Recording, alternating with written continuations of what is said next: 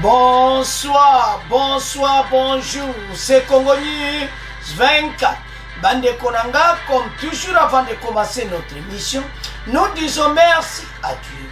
Nous disons merci à nos chers abonnés et téléspectateurs qui nous suivent partout dans le monde et en RDC. Bande Konanga, soyez les bienvenus. À la une, chers téléspectateurs, on va commencer cette émission Bandeko. Ils ont de la force contre RDF 123 par la force régionale. Armée Kenya Bandeko na FARDC bazo lancé attaque siko na Kibumba. Basilisa ki réunion lelo Bokoyoka et de l'autre côté à Kinshasa Sama Lukonde a salépé sur réunion na Kambinyoso ministre de l'Intérieur na Boya Défense Masoulou Patrick Mouyaya a PCP rapport. Maintenant, tous ont lancé offensive. Tous on a connecté, peut-être développer une émission. Deuxième point, Bandeko, reprise des combats entre l'armée rwandaise M23 à Rutshuru. FARDC donc, Kosakanate. Donc, Oyo Kakake, Bitumba Penda, Moto Siko Ezopela. Oyo Kaka. Entre FARDC et l'armée de rwandaise Bandeko. Donc, ils ont lancé Bango Souka Nabiloko parce que Bitumba et Bandai le Laton. Après, l'armée Kenya va rejoindre Bissou. Tous à la connecter, peut-être développer mon émission. Bandeko, émission Bandi. Et comme étant autres sur l'ensemble, la situation politique dans notre pays. Bandeko mipeko kui oyo ba Congolais bazaiki peko zela ese ko salama e aboye ubie koma patolo bakiango ke batwana bakenda akana minduki o masolo bo bango bakoyokati. Maintenant offensive Bandeko armée kenyane FARDC bazo se préparer na Goma. Réunion ici la kilelo pour la koyeba ndeni bako mutualiser force pour ba neutraliser bako bandana na M23 ko neutraliser bango. Après bakina ba groupe armé oyo bako yokati bande ko za somo M23 ba pesa ki ultimatum. C'est le fait. A viola sur le lot. Ce matin, Bango Moko avec Kenya Bamondi va vite tout ça réunion. Comme étant, tu attaquer Bango. Beaucoup yoka message conjoint. Entre-temps, peuple kaka côté Bazali na qui cherchait de l'autre côté, kuna ba côté tout wana Bazali qui wanza Rutshuru. Peuple à l'obindeni bazo sala renfort. Ya barmema biloko na baondenge zo uta Rwanda. Mais bako faire face na barme omi baleti. Tout ça na armée de l'air, Sukhoi et Kukita. Maintenant, Bibeke Koi était offensif et Zolanda. Maintenant, l'armée kenyane va aussi préparer la région de FARDC na Kibumba. Sama Lukonde na Kinshasa a sali réunion d'urgence. Kosoula na Bakambinyoso, ministre de l'Intérieur Pazalaki. Patrick Mouyaya a pesi rapport. Alors, Tobana na Patrick Mouyaya après Tokoya na force régionale.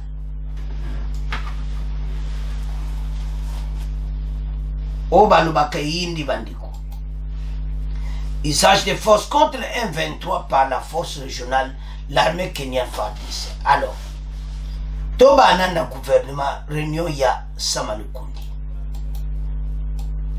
Le gouvernement note une réorganisation et l'approvisionnement en équipement de guerre par les M23. Cette réunion se tient dans la série de réunions que le Premier ministre tient régulièrement. De Bozomona Patrick Moya wana bango pe basala ki réunion na Kinshasa na même moment nde womona Chiko na ba armée kenyane bango pe basilisi réunion na Goma. Ces réunions se tiennent dans la salle de réunion. Le Premier ministre tient régulièrement sur instruction du commandant suprême pour suivre de près la situation sécuritaire du pays. Aujourd'hui, comme de coutume, nous avons d'abord le point de la situation opérationnelle dans la province du Nord Kivu. D'après les différents rapports qui nous ont été présentés par les services de sécurité, une accalmie relative est observée sur les lignes de front et on signalé quand même une réorganisation au niveau de l'ennemi ainsi qu'un certain approvisionnement en matière. Oezalaki mercredi. Mercredi nde basalaki réunion na ba membre na prémature. Banoyi ba moni M23 bazo s'organiser na Minduki. Ba arme.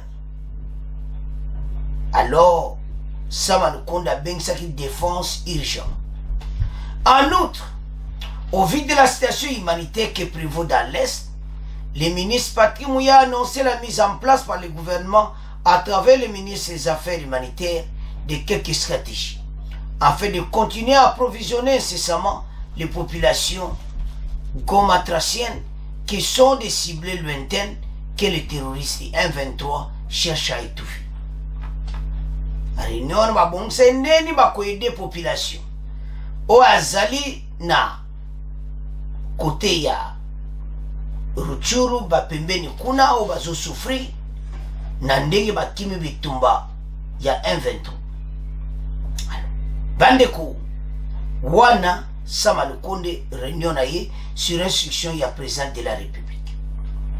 De l'autre côté, les forces régionales Bandeko FARDC saza représenté na Chiko Chitambwe o aza ye moto aza mokambi na côté na biso, et de l'autre côté tozana chef d'état-major ya Kenya. Alors basangara ki bajaki ba décision. L'heure est grave.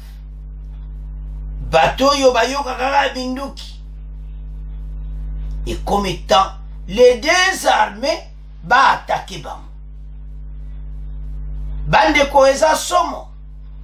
Ba jupe na ba décision moko kosakanati. Alors, sans plus tarder, toyoka ba décision ba zu. Bon temps avancer l'émission na biso. Parce que bateau bayoka kaka Minduki ba M23. Armée Kenya la ya kanisa ke za facile. Amoni ke mene comme état ko attaquer bam. Alors, toyoka ndenge bayokani, ndenge armée Kenya ba corriger bona Kibumba, bon temps avancer l'émission.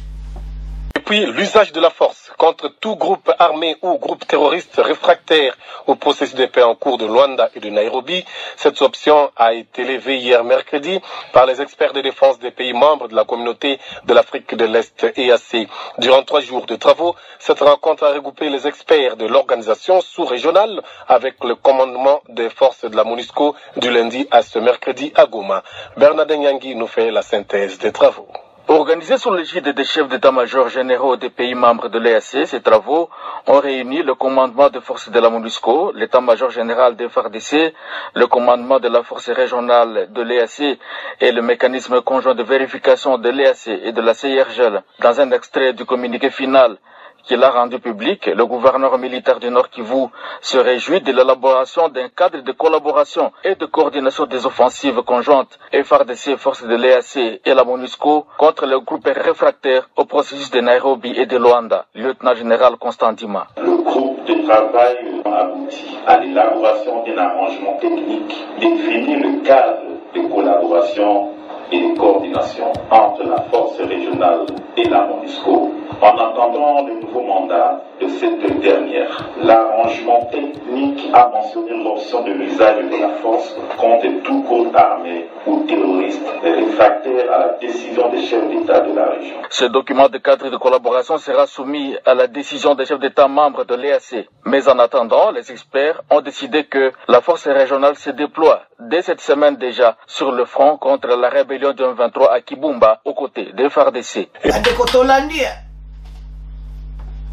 Maintenant, bato bamoni ke makambo comme réalité. Armée kenyan a commis do amoni pena ke oui. Président Rwanda a signé pena guerre. Voilà.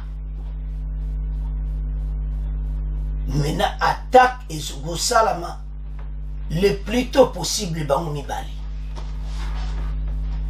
Armée kenyan, armée afade, c'était ça qui biroki Uganda koyati. Ezate ke obona boya oyate poisson mon intérêt na bango ezate côté ya M23.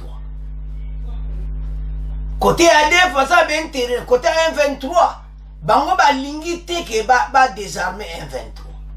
Armée ougandaise ba moitié frein. Uzoma makamba ngo. Teba ka koyate me biso peto limba yati. Mais na FARDC na armée kenyan basilisi réunion de tolandi wana bazo rejoindre FARDC à Kibumba et puis lobby tokoyoka lokito suko ekomata ba hélicoptère de combat do likole kozala koyinda na se kozala koyinda bako résister te bazaki ko résister pour FARDC zaki yemoko bango bazaki deza bango baki armée na bango na armée rwandaise yango bazaki ko résister ko silisa batu l'usage de la force bazana problème makambo ndenge ko sila bandeko kozala somo armée kenyan baza déployé alors bazo mata na Kibumba tolandi biso nyonso problème awa eza de communauté internationale Macron ye wana na États-Unis ba masolo tu bazo sala baza na échec. Problème à la communauté internationale, c'est le président de la République. Balinge fatia zalaka ka position de ba président wana tu bazalaka. Ya koteka mboka. Makambo akala. Fatia ya lobi non. Tokoko négocier na ba rebelle. Mais les bango mo ba pa opesa Fatia raison so baza conscient. Tokomi wa Bolandi wana a Goma réunion la EAC d'urgence levé des mesures. Maintenant usage de force contre les forces Union Sobasito Sakiti bako rejoindre FARDC à Kibumba. L'heure est grave batu oyo tolobaki que bango bakondima bango baza bentere bandiko tato za la claire Rwanda azana bentere ya kosakana ti Rwanda zoluka par tous les moyens makambo nyose foire ba continuer ba makambo na bango agression à l'est ba continuer ko yiba ba minéraux ba continuer ko s'approvisionner. Président rwandais dernièrement alega qui na parlement na bango pas de Bolanda ale qui na parlement na bango alobi boy que makamu na bango bazoko sela biso pour élection bani wana président Rwanda mutazoloba que élection na bango lokola élection zoya ma Uganda azoloba est-ce que ça bon pour yebe kuna za pela problème peuple n'est pas tout nak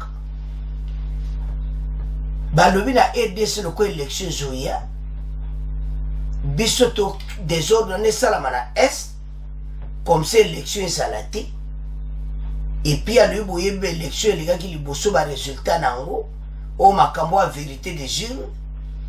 Donc, si on a la présent, il y a ma voisin dans un mystique. Ah, tatou, en tout cas, alaksi penza ndenge yazali. Donc tant azolo makambo wana et c'est guerre à l'est biso to créer, mais il dit ça devant le parlement rwandais. Kena Twitter Hollandais watu kuchangwa ate azolo bana anglais très bien malembe pe siko soto otala makambo boui après avoir attaqué kosala toile okumo camoufler yango ke yom to créer yango ti makambo biso na biso. C'est si Congolais to tire une émission passée bangonde batie bangwana mais leader na Moza Makenga au hasard rwandais. Voilà. Force à l'EAC. Au Monteka armée kenyane parce que Uhuru Kenyatta bazana souci na biso. Malgré bilo ka cache ezangakati. Mais la communauté internationale a dû échec total. Situation à Est, souka bisoto ko gagner.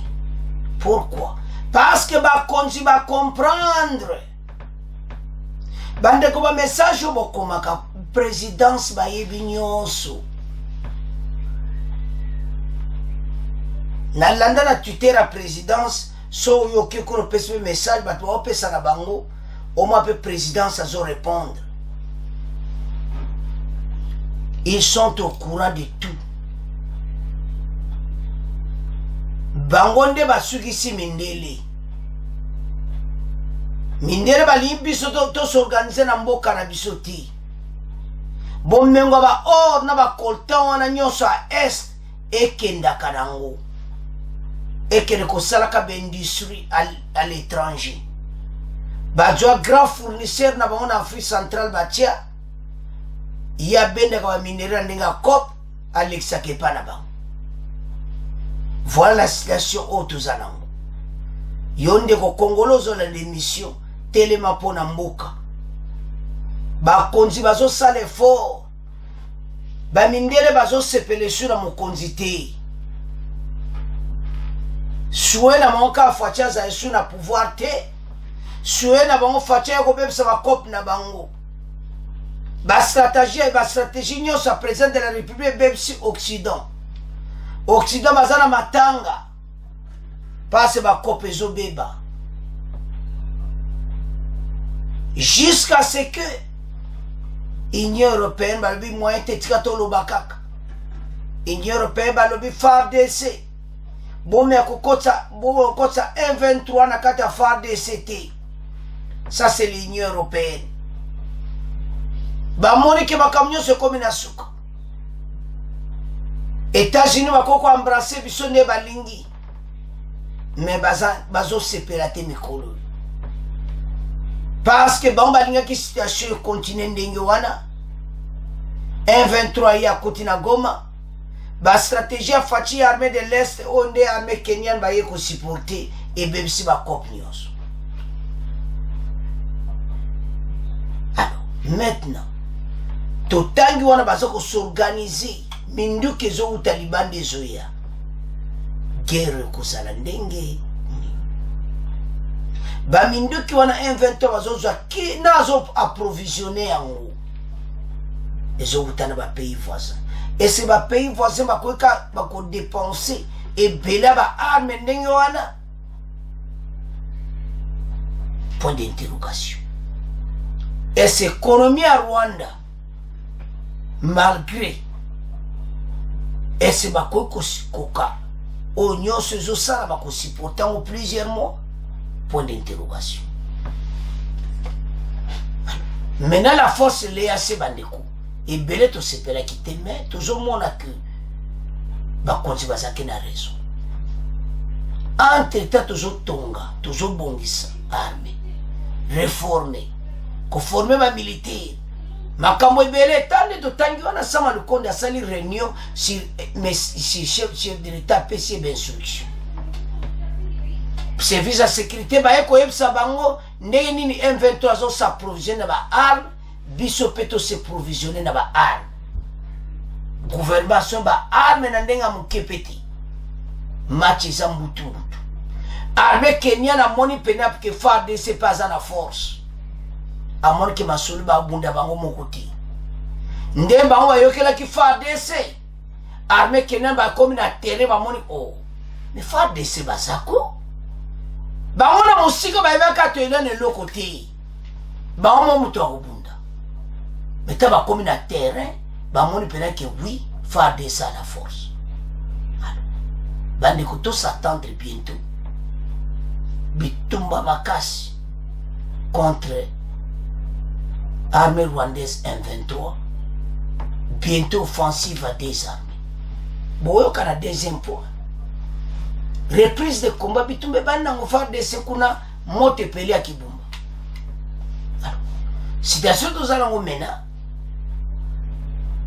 basangani renew esila kilelo ndeto la ligne extrait wana et maintenant bazo se préparer alors bande konanga c'est à ce point tiki premier point to comme na deuxième point bande ko to komina point oyo ya mibale oyo yindi na l'est reprise de combat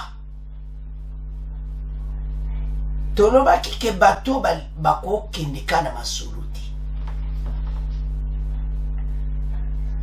et maintenant badi bato bazana problème et kozala kaka de FARDC maintenant zo bundana bango de l'autre côté ba groupe armé pe ba contre bango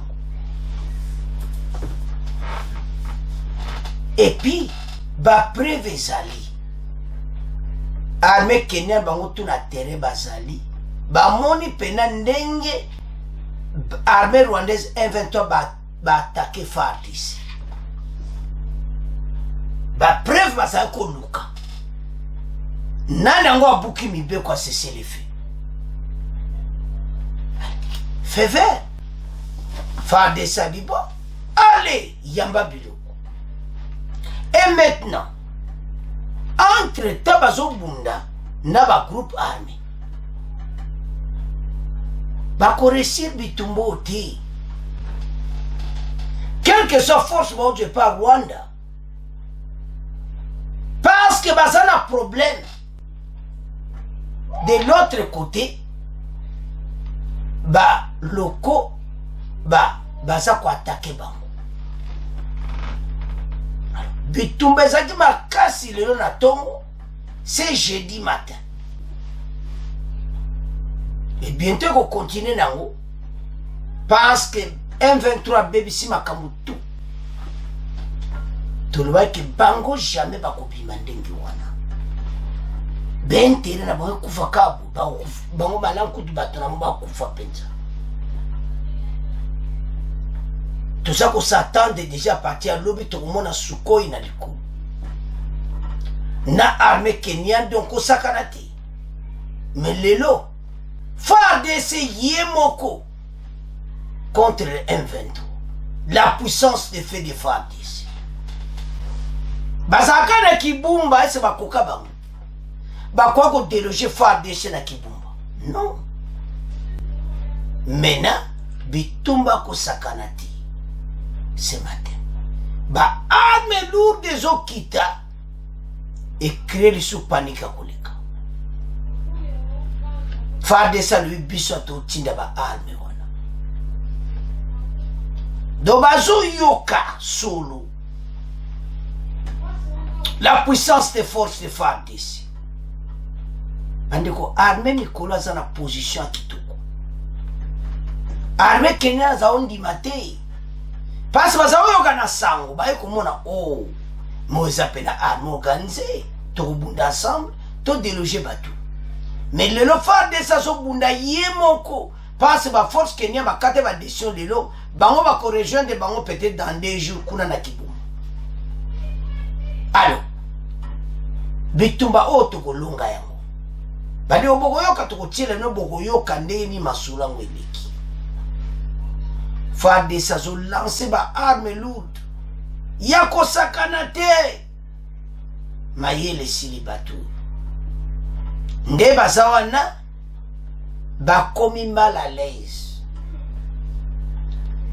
bazoyebeloka kosala te akende boye kota kibumba akutana na FARDC akende koto akutana na bagroupe armé akende koto bagroupe armé bandeko na bagroupe armé mpe bazingi bango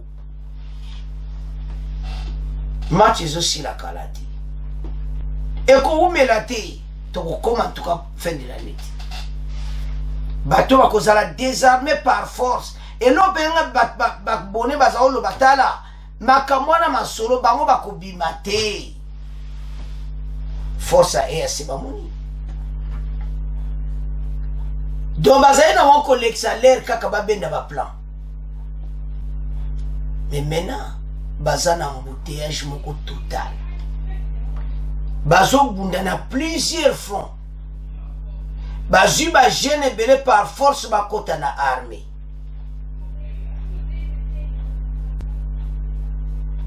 alors maintenant situation bakozala na problème sérieux baliste na mo baza dia publié nde bomwana émission passé bato baokisi epai ndeko na ngai ozolanda émission situation ya mboka eza na niveau moko ya kosakana yango te oyo bakonzi barésister par toutes les forces par toutes les menaces faci sala boye faci alobi na konégocie na barebele te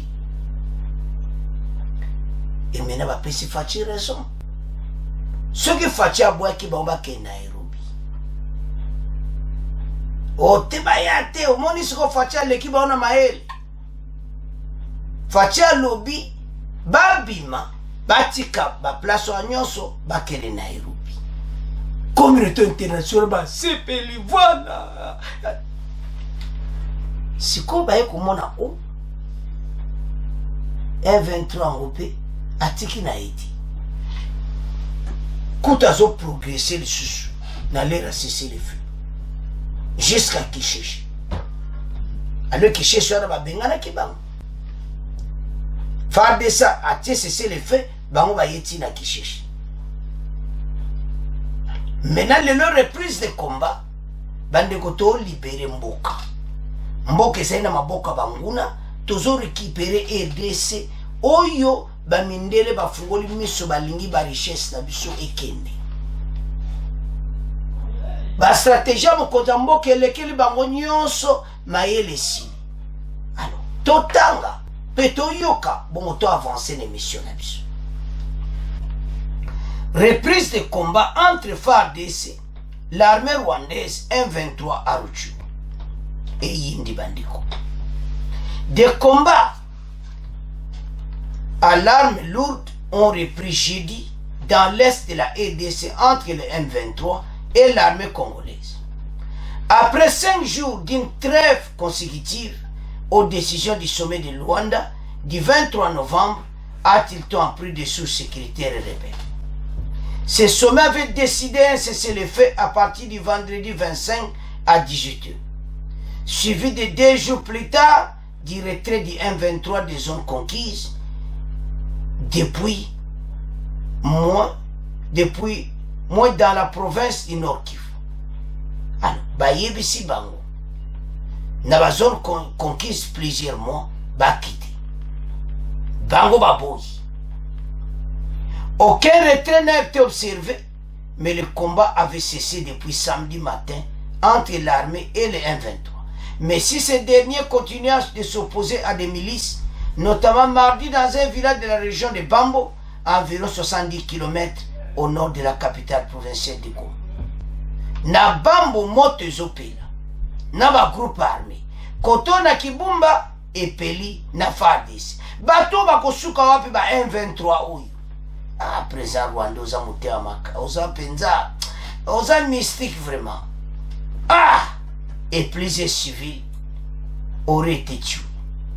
C'est non loin de là qu'une reprise de combat entre les rebelles et les forces armées de la RDC a été signalée jeudi à Kirima, une dizaine de kilomètres de l'agglomération de Kinzi Bandiko.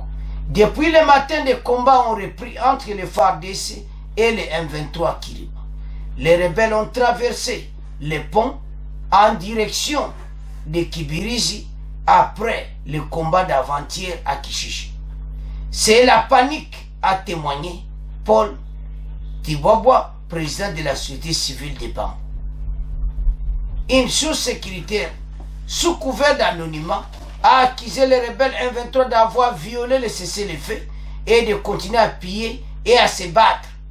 Les combats sont violents. Nous utilisons l'arme lourde. Bandekobolanda. Passage Wanasuka. Wanafard ici. Les combats sont violents. Nous utilisons l'artillerie lourde face au M23, précise à l'AFP, un officier de l'armée congolaise qui lui a aussi requis l'anonymat. Chiko Musala Kitoko na Nord Kivu.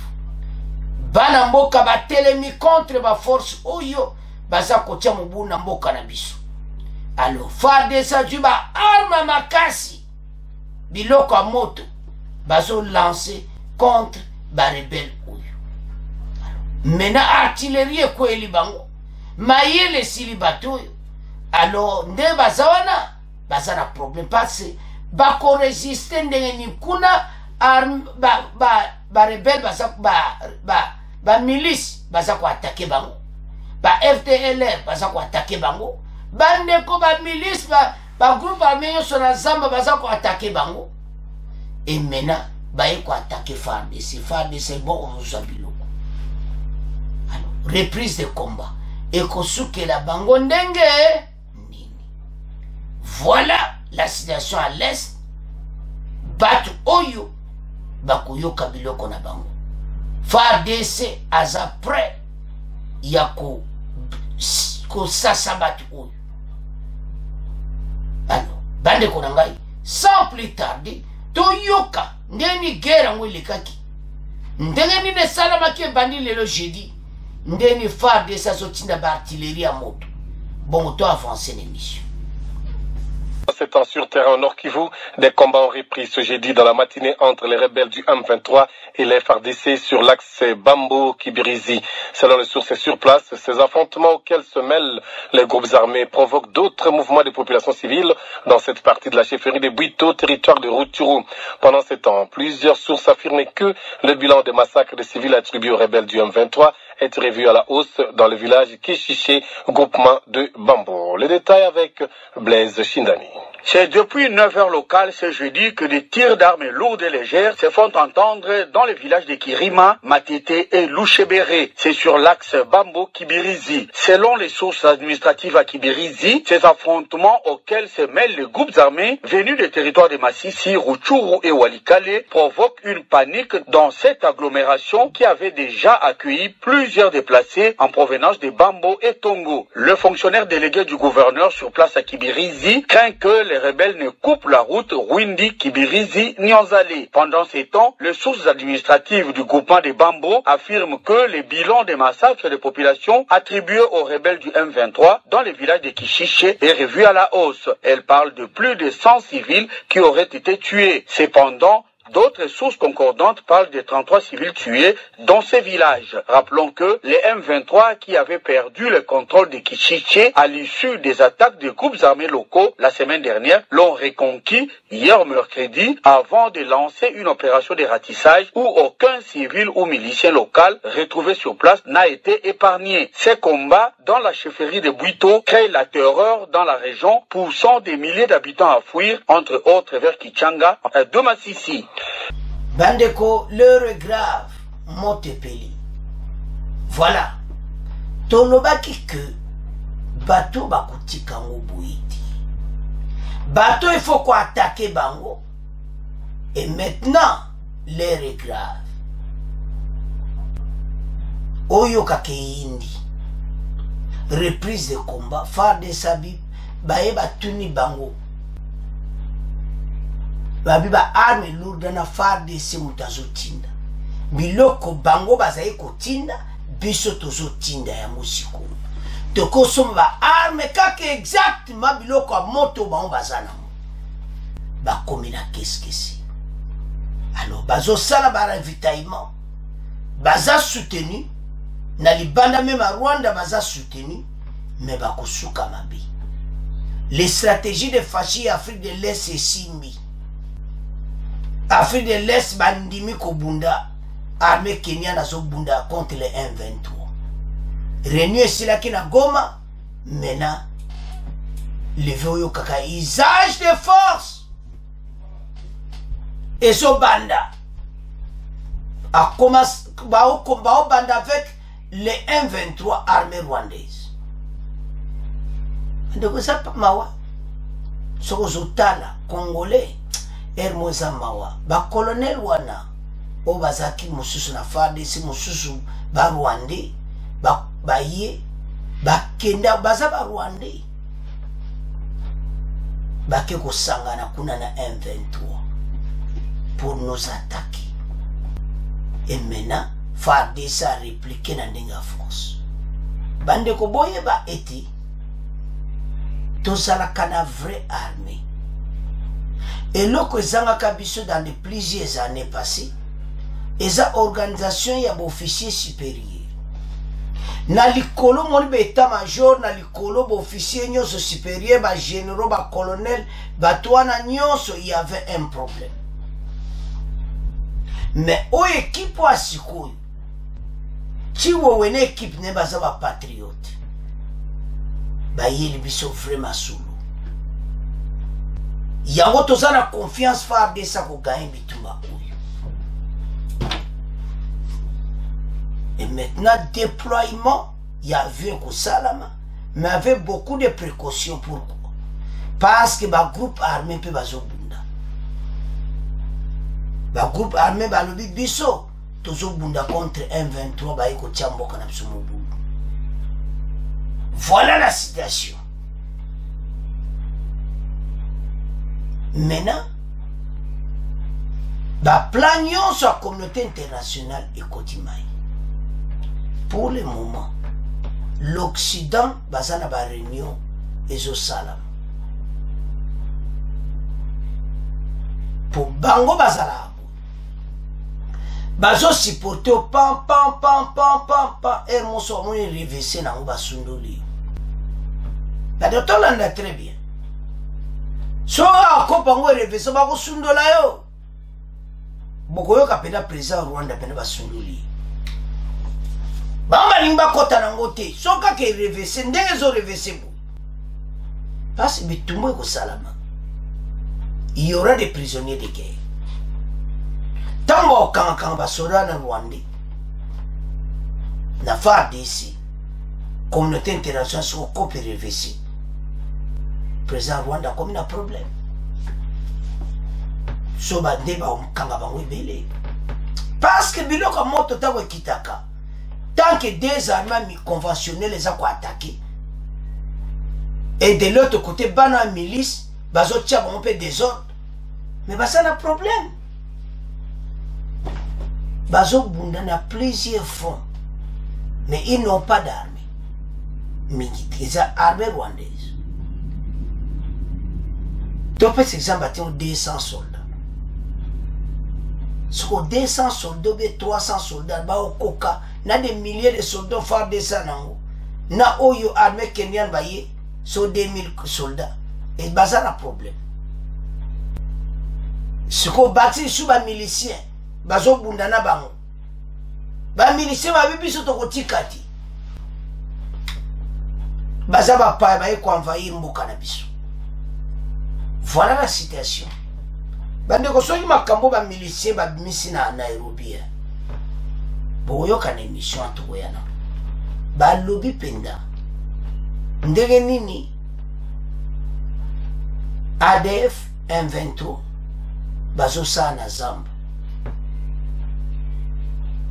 na ndeni bango ba maintenir ba minduki po ba se protéger na bandeko na kuna na Zamba ba village ebele au mona kaba milicien ba protéger abatu na ba. Maintenant bandeko situation dozanango Rwanda, Ouganda, va commis devant un fait accompli. La communauté internationale va commis la confusion. bazo sepela na mokonza mboka lisute mikolo yo fachi asimbi place yo basimbaka te atouche basekret na bango bastratégie afachi erevese bango nyonso mpona décision ya azwi contre 123 mena bapesi ye raison parce soki ye aboyaki 123 bakele Nairobi voilà place secret ezalaki fachi abi te problème ate na ndimi obino bolobi bakite baterritoire nyonso okipe bakende Nairobi mais liboso fachi alingai Nairobi te fachi abi te tika tondioka parce que fachi ayebine pays 123 baolinga Nairobi te donc so fachi aboyaki ezalaki perte à temps fachi andimbake Nairobi omoni 123 basuki bamayele esili bango raison baza kozoba opekisa biso tokende Nairobi bapekisa badroit na biso toloba mena batiki bokende Nairobi mais bokite baplace ya nyonso ils ne veulent pas quitter, ils sont toujours là tolandi wana nde babombe ezokita tolandi FARDC azotina biloko ya moto tokoganye bitumba oyo mais congolais tozala positive place ozali propagande jeune akota armée mokonza mboka alinga bongisa mboka oyo me bapaya bazolinga te salama ndenge wana mpona nini biso moko toyokanaka te biso moko owela na baposte tolobaki na premier point boyoka président rwandais na parlement na bango ke élection ezoya makambo oyo to ezosalama tolakisaka me bolingo so tokomi lere élection eza normal bata batunaka na bango mais na kanite ya est tozala bomoko bango mpe bamona quand même que toza quand même na baida bien nous sommes attaqués pays eza tellement na richesse minus toza envié na monde tozala biloko nyonso mpo bamokili ezo développement bapays européen to nyonso bazodéveloppe biloko na euta epa na biso bobomengwa ndenge wana biso tobatela yango te congolais place ozali yebisa bajeune bakota armée ekomi ta bajeune congolais nyonso rassemble au sein de FARDC biso nyonso bokota armée bakonzi batie mbongo wana mpo armée kwa makasi parce que makambo ya este kosila tozwa frontière wa nyonso baka militaire banda na Burundi ti na Uganda baka militaire na frontière bakonzi bosala yango ekomi temps makambo nyonso ekoma na suka parce bamindele mpe mayele esili bango alors bandeko reprise de combat à l'est bitumbe bandi ndenge bolandi wana na ndimi te mikolo de continue nango alors mikolo tokoyoka peno la puissance de FARDC après le mission lobby bokoyoka ndenge nini armée kenyane bakosangana na FARDC bokontinue kosabone massivement bandeko bo like vidéo avant même okite appuyer kaka aimer vidéo et kosala kitoko alors bokontinue kosabone massivement bo partager au revoir à la prochaine.